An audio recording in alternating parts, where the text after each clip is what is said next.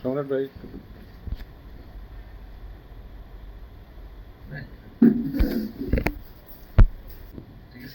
দিয়ে নেন।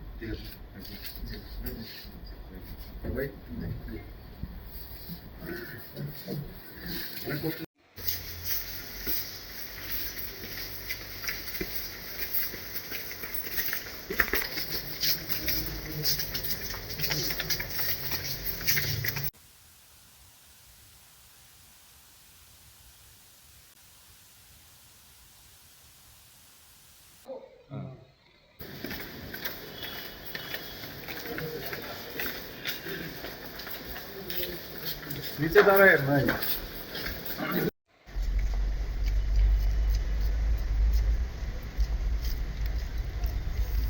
তো নড়িয়া সখীপুর শরৎপুর ২ আসনে গণ অধিকার পরিষদ থেকে আমাকে চূড়ান্তভাবে মনোনীত করেছে।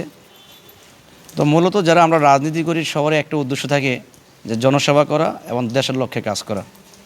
তো যেহেতু দল আমাকে মনোনীত করেছে, সর্বপ্রথম যেটা আমার কাজ সেটা হচ্ছে দুর্নীতি দমন করা, দুর্নীতি বন্ধ করা।